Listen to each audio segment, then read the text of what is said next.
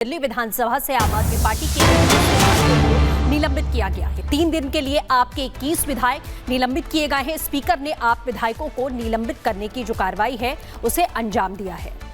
ये जानकारी आपको हम लगातार दे रहे हैं। दिल्ली विधानसभा से आपके 21 विधायकों को निलंबित किया गया है। ये बड़ी खबर आपको बता दें, जिस तरीके से वो लगातार प्रदर्शन करने के लिए और कार्रवाई को बाधित करते हुए नजर आ रहे थे, इसे देखते हुए एक बड़ा फैसला यहां स्पीकर की ओर से लिया जाता है और 21 विधायकों की निलंबन की जो कार्रवाई है उसे पूरा किया जाता है।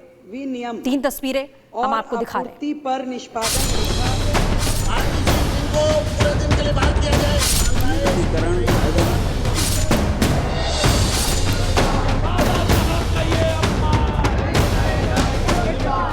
जैसी आशंका थी वैसा ही हुआ।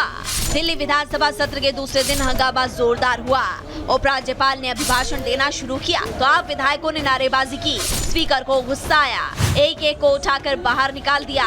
अनिल झा को पूरे दिन के लिए, जरनैल सिंह को पूरे दिन के लिए, विशेष रवि को पूरे दिन के लिए, सोमदत्त को पूरे दिन के लिए, ये 5 मेंबर को पूरे दिन के लिए सदन से निष्कासित किया जाता है। आप विधायकों को बाहर निकालने के लिए विधानसभा अध्यक्ष ने मार्शलों का सहारा लिया। सदन की कार्यवाही में हंगामा मचाने के आरोप में 15 विधायकों को दिन भर के लिए सस्पेंड कर दिया गया। निष्कासित किया जाता है। आतिश सिंह को पूरे दिन के लिए बाहर किया जाए। नियमितीकरण एवं किफायती आवास। सुरेंद्र सिंह को अपने आप में ही पूरे दिन के लिए निष्कासित किया जाता है। वीर सिंह धिंगान को पूरे दिन के लिए निष्कासित किया जाता है। मुकेश अहलावत को पूरे दिन के लिए सदन से निष्कासित किया जाता है। कुलदीप कुमार को बाहर करिए, पूरे दिन के लिए बाहर करिए। कादियान जी को, चौधरी जुबैर अहमद को बाहर करिए। एक तरफ मार्शल आम आदमी पार्टी को सदन से बाहर निकाल रहे थे तो दूसरी तरफ बीजेपी विधायक मोदी मोदी के नारे लगा रहे थे।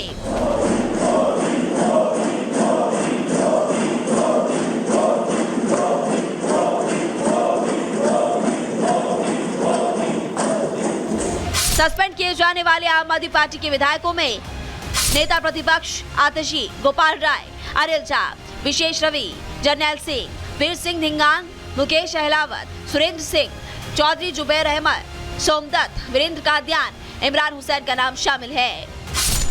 आप विधायक सदन से निलंबित होने के बाद बाबा साहेब भीमराव अंबेडकर और भगत सिंह की तस्वीर के साथ बाहर आए और धरने पर बैठ गए।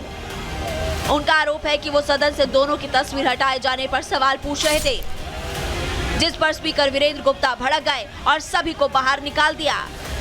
भारतीय जनता पार्टी ने बाबा साहब भीमराव अंबेडकर की फोटो की जगह नरेंद्र मोदी जी की तस्वीर लगा दी है। क्या आपको लगता है कि नरेंद्र मोदी जी बाबा साहब भीमराव अंबेडकर से बड़े हैं?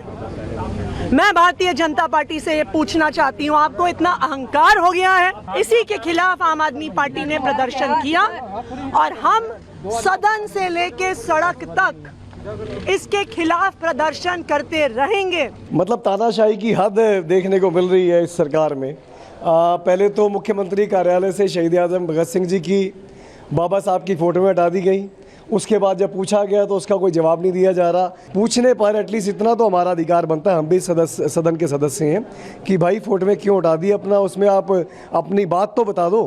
तो उस पर कोई जवाब ही नहीं, भी उठा के बाहर कर दो। यही सवाल आज हमने अध्यक्ष जी से पूछा कि क्या बाबा साहब से बड़े नरेंद्र मोदी जी हैं, कि बाबा साहब के फोटो को हटाकर नरेंद्र मोदी जी का फोटो लगा गया।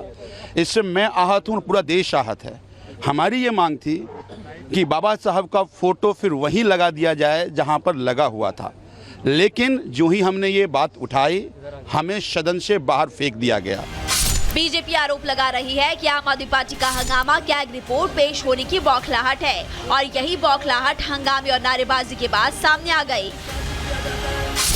Bureau report, Republic Bharat. सदन से निष्कासित किया जाता है। वीर सिंह धिंगान को पूरे दिन के लिए निष्कासित। और इस वक्त आपको एक बड़ी जानकारी दे दें, दिल्ली विधानसभा का सत्र बढ़ाया गया है। विधानसभा का सत्र 2 दिनों के लिए आगे बढ़ा दिया गया है। आज कैग की रिपोर्ट पेश हुई, कल एक और रिपोर्ट होगी पेश और उसके बाद आपको बता दें वो तमाम चीजें जो शीश महल को लेकर के कही जा रही थी वो एक एक करके सामने आ रही हैं। फिलहाल इस वक्त आपको बड़ी जानकारी बता दें, 2 दिनों के लिए सत्र को बढ़ाया गया है। तो बड़ी खबर इस वक्त आपको बता रहे हैं, 2 दिनों के लिए सत्र को बढ़ा दिया गया है। जिस तरह से आम आदमी पार्टी के विधायक आज हंगामा कर रहे थे जब रिपोर्ट पेश हो रही थी, उसके बाद इनका निलंबन भी हुआ है। बढ़ते हैं आगे। आरजेडी के मुखिया लालू यादव और उनके परिवार की मुश्किलें बढ़ने वाली हैं। दिल्ली की राउस एवेन्यू कोर्ट ने उनके खिलाफ समन जारी किया है। आपको दिखाते हैं पूरी खबर रिपोर्ट के जरिए।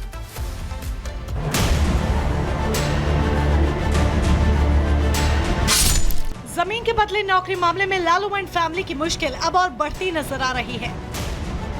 लालू यादव को कोर्ट ने एक बार फिर समन जारी कर पूछताछ के लिए बुलाया है। दिल्ली की राउस एवेन्यू कोर्ट ने आज सीबीआई की ओर से दाखिल की गई फाइनल चार्जशीट पर संज्ञान लिया और लालू यादव, उनकी पत्नी राबड़ी देवी, बड़ी बेटी मीसा भारती, हेमा यादव, बेटे तेज प्रताप, तेजस्वी यादव, लालू के सचिव भोला यादव और पूर्व मंत्री प्रेमचंद गुप्ता समेत सभी नामजद आरोपियों को समन जारी किया। कोर्ट ने 11 मार्च को सभी आरोपियों को पेश होने का आदेश दिया है। इससे पहले 21 फरवरी को चार्जशीट पर सुनवाई के बाद कोर्ट ने अपना फैसला सुरक्षित रख लिया था। 7 जून 2024 को सीबीआई ने लैंड फॉर जॉब घोटाला मामले में फाइनल चार्जशीट दाखिल की थी, जिसमें लालू यादव समेत 78 लोगों को आरोपी बनाया गया है, जबकि रेलवे में नौकरी पाने वाले करीब 30 उम्मीदवार भी शामिल हैं। घोटाले के किंगपिन लालू यादव पर रेल मंत्री रहते हुए नौकरी के फर्जीवाड़े के आरोप है। आरोप है कि साल 2004 से 9 के बीच रेलवे में फर्जी तरीके से नौकरियां आवंटित की गई। नौकरी के बदले लालू यादव ने अपने परिवार के लिए जमीन और प्रॉपर्टी ट्रांसफर करवाई। जमीनों के बदले अलग अलग जोन में ग्रुप डी पदों पर नौकरियां दी गई। मामले में अब तक 30 आरोपियों के खिलाफ मुकदमा चलाने की मंजूरी मिल चुकी है। जमीन के बदले नौकरी घोटाले मामले में सीबीआई के अलावा मनी लॉन्ड्रिंग यानी कि ईडी भी जांच में जुटी है, जिस पर कोर्ट ने सुनवाई टालते हुए 1 मार्च को नई तारीख दी है। उम्मीद जताई जा रही है कि अब अगली सुनवाई में ईडी की ओर से मुकदमा चलाने की मंजूरी मिल सकती है। यानी कि मार्च का महीना लालू एंड फैमिली की टेंशन बढ़ाने वाला है, क्योंकि लैंड फॉर जॉब स्कैम में जांच में तेजी आएगी। ईडी और सीबीआई दोनों जांच में उनकी मुश्किल बढ़ा सकती है। Bureau report, Republic Bharat.